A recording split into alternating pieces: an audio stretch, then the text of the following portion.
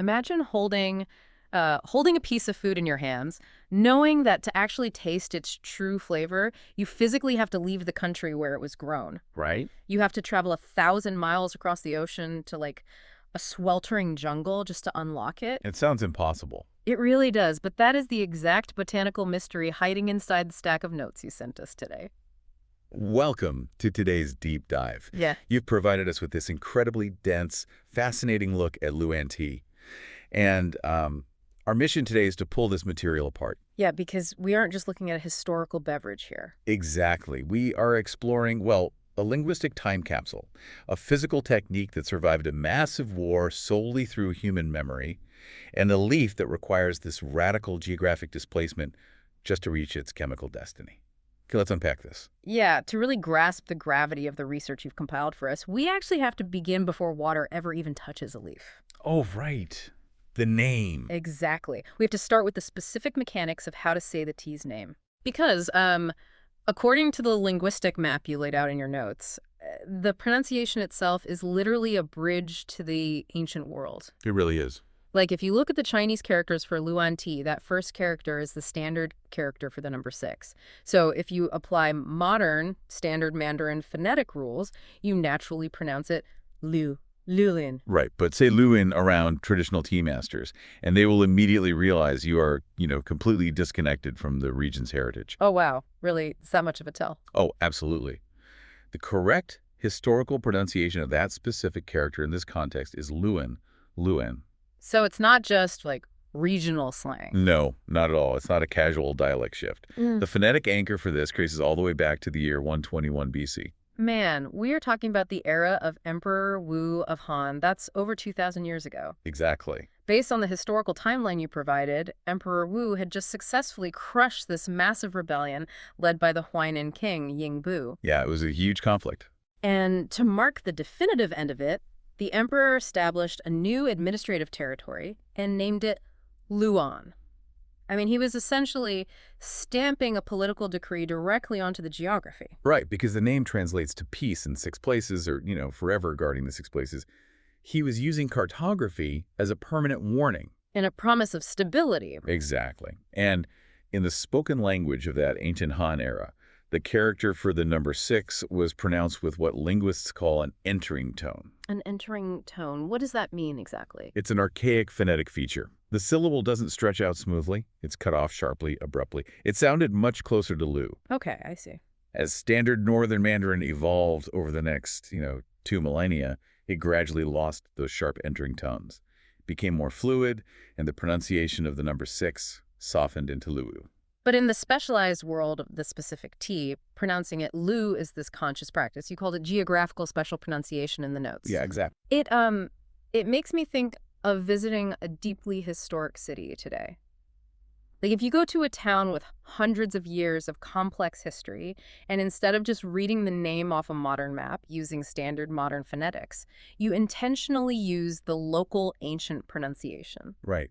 You do it out of respect. Yeah, it instantly signals that you understand the blood and the history of the ground you're standing on, not just the word printed on some tourist brochure. I love that analogy. And the survival mechanism for this pronunciation is just as fascinating as the history itself. Because it easily could have just vanished, right? Oh, it should have completely vanished. The only reason this 2,000-year-old phonetic echo survived is because of the specific people who drank the tea. Okay, lay out for us. Well, the tea was cultivated in the northern inland province of Anhui. But its most obsessive market, its ultimate consumer base, was located far to the south. Down in the Liu'an region, right? Exactly.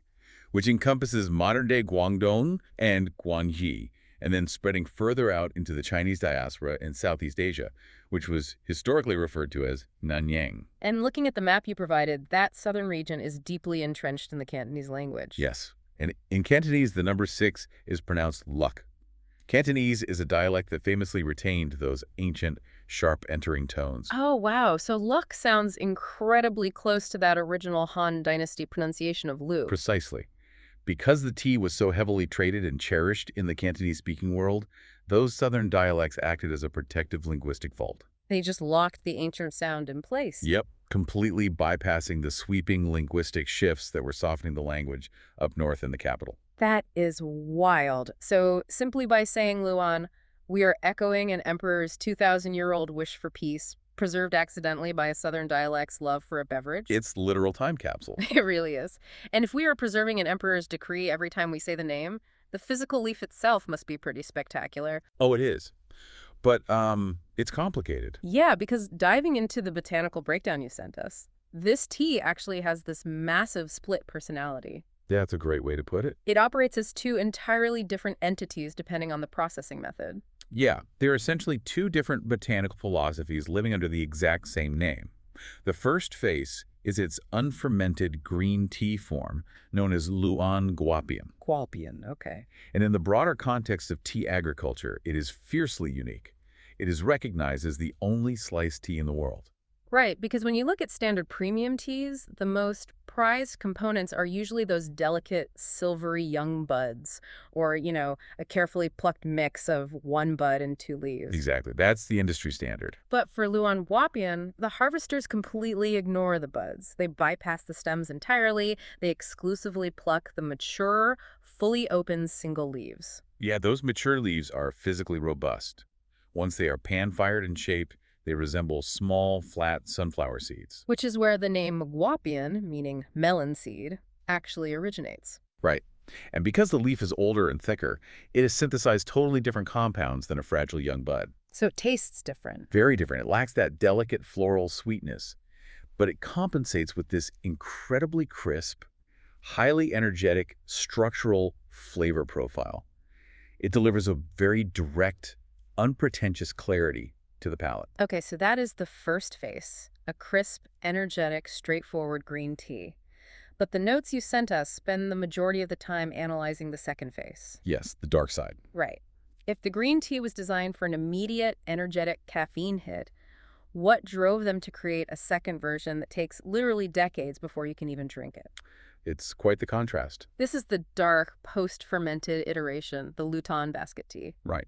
If the green tea represents agricultural immediacy, the basket tea is the epitome of deeply historical, aristocratic luxury. Like emperor-level luxury. Exactly. During the Ming and Qing dynasties, this specific fermented version was elevated to a top-tier tribute tea. It was requisitioned directly for the emperor's court. It was the ultimate status symbol among the elite. Yeah, you can actually see this reflected in the classic Chinese novel Dream of the Red Chamber. Oh, right. The notes mention that. The book functions as this hyper-detailed catalog of aristocratic life.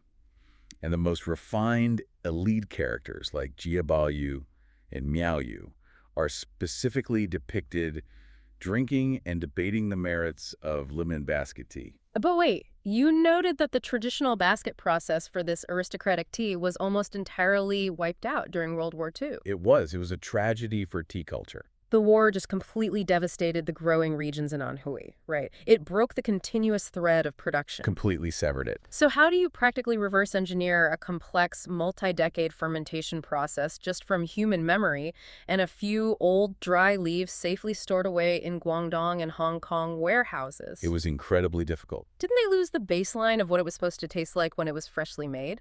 They absolutely did. It was a terrifying bottleneck for cultural preservation.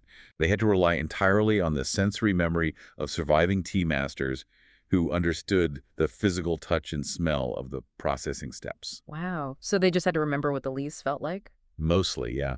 They took those vintage, fully aged samples retrieved from the southern warehouses, chemically analyzed the flavor profiles, and essentially had to work backward. That sounds like a massive guessing game. It was. They had to guess the initial firing temperatures, the exact moisture content needed for the wrapping, and the specific aging conditions required to eventually yield that historical flavor decades down the line. That is an astonishing feat of botanical resurrection. Truly. And to understand the goal of that resurrection, you included this really striking contrast in your notes. You compared Liu'an basket tea to Tiguanyin, which is a highly aromatic, famous oolong tea. Right. It's a great comparison. If you have an aged Tiguanyin that has been stored poorly and lost its vibrant floral aroma, the notes describe it as a genius who lost their soul. Exactly. It's just empty. The magic has evaporated. But Liu'an basket tea is described as the exact opposite. It is an old scholar hiding in a bamboo basket slowly growing old. I love that imagery. That metaphor perfectly isolates the specific chemistry of its aging Oh, process. so? Well, consider a famous post-fermented tea like Pure. Pure is traditionally aged in these massive, cavernous warehouses where thousands of large tea cakes are stacked together. Right, huge industrial spaces. Yeah, it undergoes huge, sweeping microbial changes driven by the macro environment of the warehouse. It's a highly dynamic communal transformation. But Liu'an basket tea is different Completely different. It operates on an entirely different scale. It ages in micro-isolation. because after the initial processing, the leaves are tightly packed into very small, individual bamboo baskets. Right. And crucially, they are wrapped in the zongzi leaves, those large Indocalamus leaves, which are the exact same thick, broad leaves used to wrap sticky rice dumplings. Yes, those zongzi leaves serve a dual mechanical purpose. First, they act as an impermeable barrier. To keep the air out. Well, to isolate the inner tea leaves from any ambient outside odors, it creates a hermetically sealed microclimate inside the basket. Oh, that makes sense. And second, over the course of 10, 20, or 50 years, the wrapping leaves themselves are slowly breaking down. So they become part of the tea. Basically, yeah.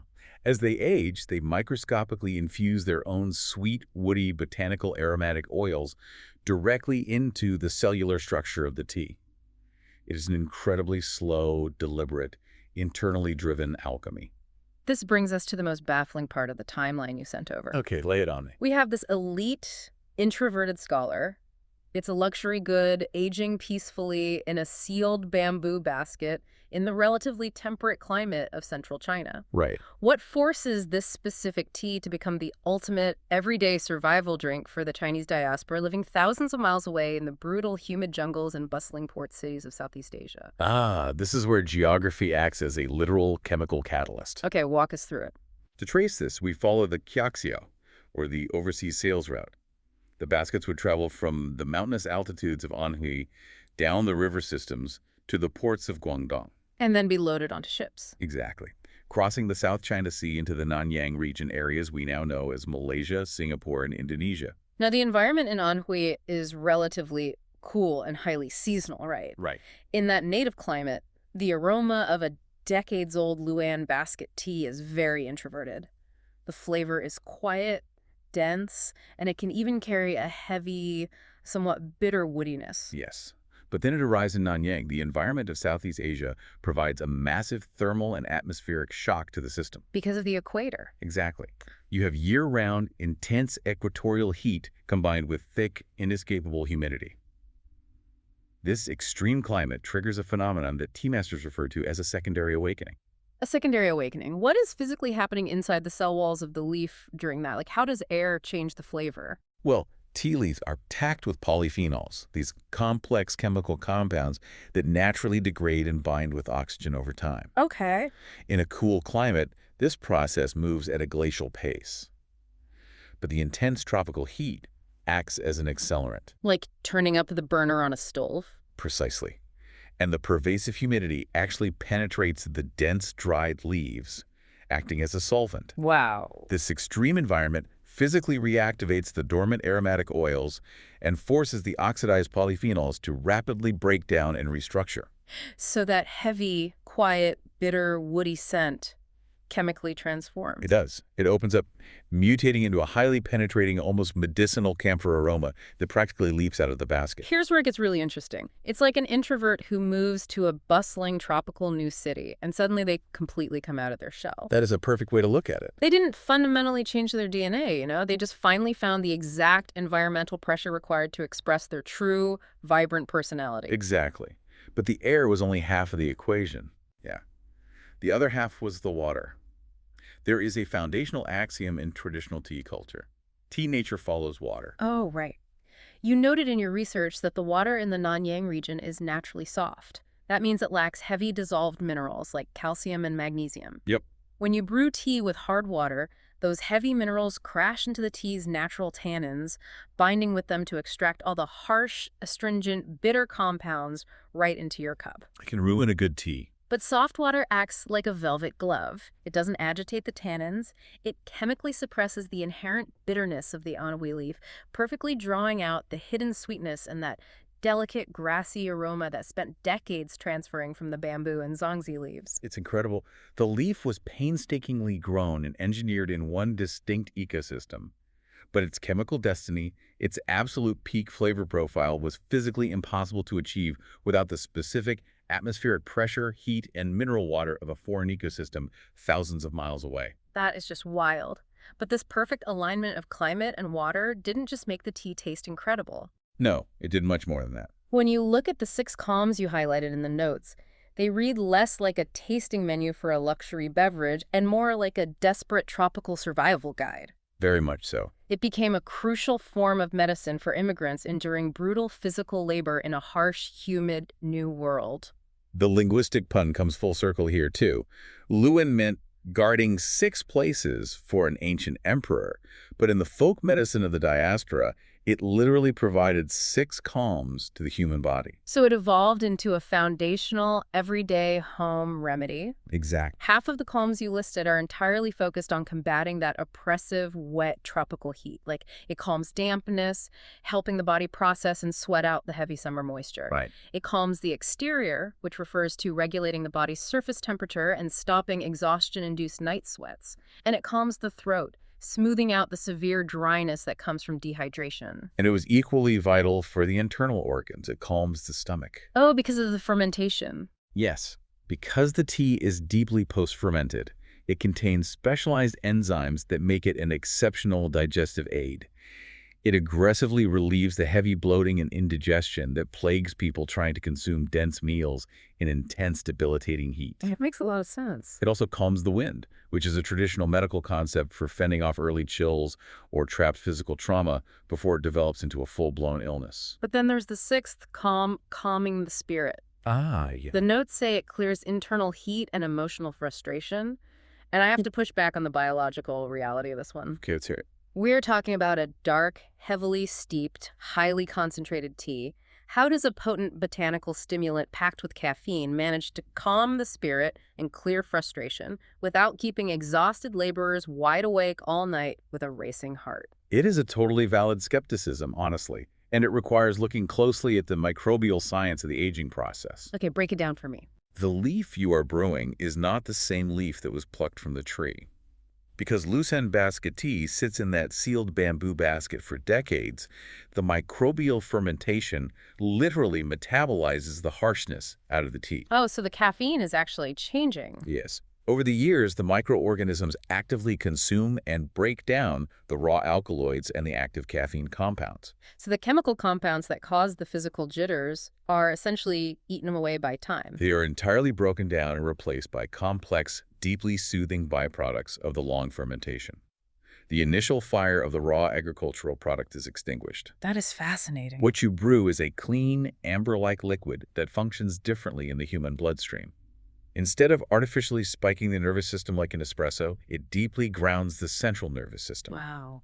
For a diaspora community exhausted by relentless physical labor, dealing with the trauma of displacement, and profoundly missing their homeland, this cup offered a genuine physiological sense of emotional grounding. It was a tangible piece of home that actually healed their nervous system. That is incredibly poetic. And to extract this ultimate medicinal alchemy, the preparation method you shared is completely counterintuitive to how we usually treat delicate, expensive teas. Oh, it breaks all the modern rules. You don't steep it gently in warm water. You aggressively boil it at a rolling high temperature. Yep. And you don't even boil it alone. It was traditionally boiled with Chenpi, which is heavily aged tangerine peel. And they would even rip off pieces of the protective bamboo leaf packaging itself and throw it directly into the boiling pot. It's a completely synergistic approach to medicine. How so? The heat of the rolling boil forcefully extracts the deepest, most stubborn medicinal compounds locked in the aged leaf. The Chenpi chemically amplifies the digestive, stomach-calming benefits, adding a bright citrus note. And the bamboo leaves. Boiling the bamboo leaves extracts silica and distinct botanical oils that enhance the absolute smoothness of the liquid. The packaging wasn't trash. It was an active medicinal ingredient. Wow. So what does this all mean for us? Let's just trace the sheer scale of the timeline you've taken us on today. It's a long journey. It really is. We started with an emperor's wish for military peace over 2,000 years ago, stamped onto a piece of land and preserved by the stubbornness of a southern dialect. like? We cracked a mature, sturdy tea leaf, wrapped tightly in zongzi leaves, hidden away in a tiny bamboo basket to age in isolation. Decades of isolation. Exactly. We watched that basket cross oceans, nearly